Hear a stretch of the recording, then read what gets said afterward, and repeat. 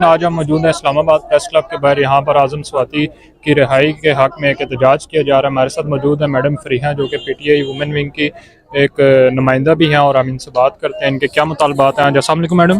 وعلیکم السلام. میڈم اعظم سواتی کو جس طرح سے گرفتار کیا گیا، اس سے پہلے بھی ماضی میں ہم نے دیکھا کہ اداروں کے خلاف بات کی گئی، ٹھیک ہے، اسی طرح اعظم سواتی نے بھی بات کی لیکن ان کو اٹھا لیا. کیا کہنا چاہیں گے، کن الفاظ میں مذمت کرنا چاہیں گے؟ دیکھیے میرے پاس تو الفاظ ختم ہو جاتے ہیں کہ ان کی ہم مذمت کریں، کیونکہ ہم دیکھ رہے ہیں کہ پچھلے 75 سالوں میں جتنا ظلم اور جبر اس ملک میں ہوا تھا اس کی انتہا ہو گئی ہے اب پچھلے 6 مہینوں سے. یہ جو ہوا ہے ہمارے ایک سٹنگ سینیٹر کے ساتھ کہ وہ پارلیمنٹیرین بھی ہیں، انہوں نے کیا کہا تھا؟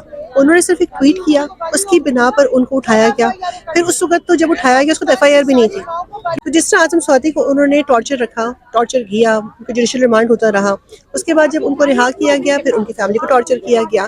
مطلب اس کی یہ جو جس طرح کے اعمال ہوتے رہے ہیں، جو یہ کام ہو رہے ہیں، اس کی ہمیں کوئی مثال نہیں ملتی. اور اب 2 دن پہلے جس طرح دوبارہ ان کو اریسٹ کیا گیا، ان کے اوپر 1 نہیں 2 نہیں 50 ایف آئی آر ہو چکی ہیں اور پورے ملک بھر میں ہو چکی ہے. کیا کوئی بتا سکتا ہے کہ ان کا کیا قصور ہے، کیا گناہ ہے، ایسی کیا غلطی ہوئی؟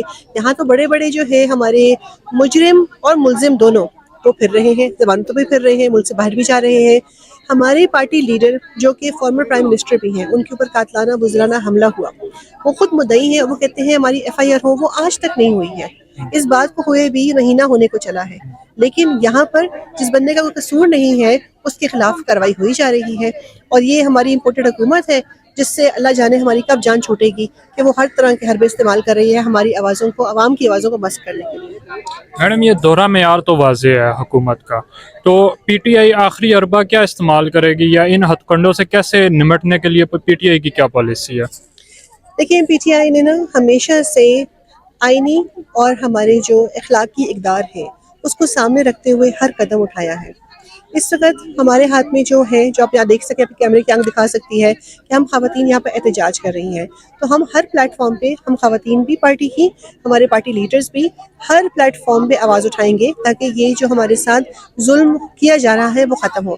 چاہے وہ اعظم سواتی کے ساتھ ہو رہا ہے، چاہے وہ ہماری خواتین کے اوپر غلط الفاظ استعمال کر کے کیا جا رہا ہے، چاہے وہ کسی کو ٹارگٹ کر کے ان کی آواز مسخ کی جا رہی ہے کیونکہ وہ عوام کی آواز سے ڈر رہے ہیں. ہم اس کے لیے احتجاج بھی کریں گے، آواز اٹھائیں گے، سپریم کورٹ بھی جائیں گے، صدر پاکستان کے پاس بھی جائیں گے. باقی جہاں تک ہماری رہنا، ہم ایک پارلیمانی پارٹی ہے، پارلیمانی پارٹی کے فیصلے ہمارے چیئرمین کر رہے ہیں. اور وہ آپ نے سنا ہی ہوگا، جو ہمارا جلسہ ہوا تھا اس میں انہوں نے اعلان کر دیا کہ ہم جو ہماری اسمبلیاں ہیں، پروونشل اسمبلیاں، اس سے ہم نکل رہی ہیں. اچھا میڈم، آپ نے اسمبلی کی بات کی. اب خان صاحب نے حکومت سے استعفیٰ لینا تھا لیکن خان صاحب آئے، اپنی حکومت گرا کے اپنے استعفوں کا اعلان کر کے چلے گئے. یہ عوامی حلقوں میں بڑا ایک نیگیٹو اس چیز کا امپیکٹ گیا کہ حکومت گرانے آئے تھے اور اپنی حکومتیں گرا کر چلے گئے. اس پہ کیا کہنا چاہیں گے؟ دیکھیے سیاست جو ہے وہ ایک آرگنائزڈ اسٹرکچر کی طرح نہیں چلتی. سیاست میں اتار چڑھاؤ آتے ہیں اور آپ کو دیکھنا پڑتا ہے کہ اس وقت کی مناسبت سے کون سا ایکشن ٹھیک ہے جس سے آپ کو فائدہ ہوگا، آپ کی عوام کو فائدہ ہوگا.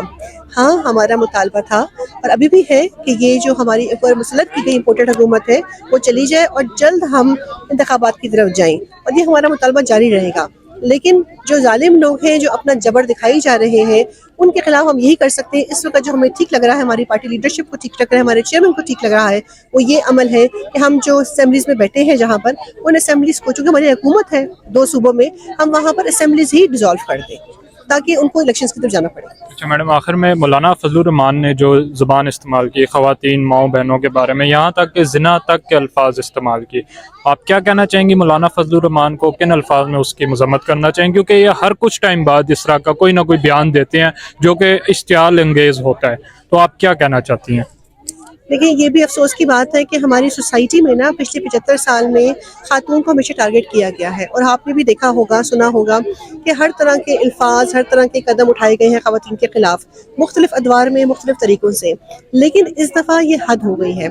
جو ایک بندہ، ایک شخص جو کہ ایک پارٹی کا لیڈر ہے، پارلیمانی پارٹی کا لیڈر ہے، پھر وہ اس وقت ایک حکومت کا حصہ بھی ہے، اس نے ایسے الفاظ استعمال کیے جس کے لیے ہم جتنی مذمت کریں وہ کم ہے.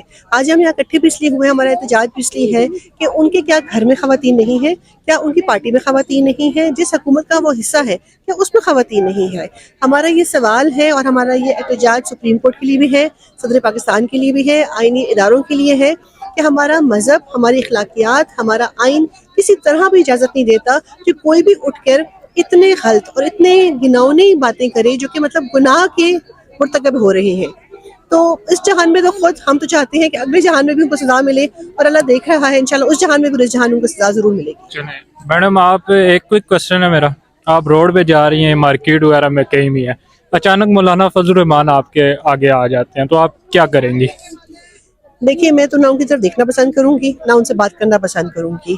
تو میں ضرور اپنا منہ پھیر کے جانا پسند کروں گی، لیکن چونکہ میرا تعلق ایک سیاسی پارٹی کے ساتھ ہے تو میں ضرور ان کے پاس جا کر ان کو یہ بات کہوں گی ضرور کہ کیا آپ کی ماں بہن بیٹی نہیں ہے. اللہ آپ کو ہدایت دے اور آپ کو شرمندگی ہو، اور ہم دیکھیں جو آپ کو شرمندگی ہو. بہت شکریہ میڈم.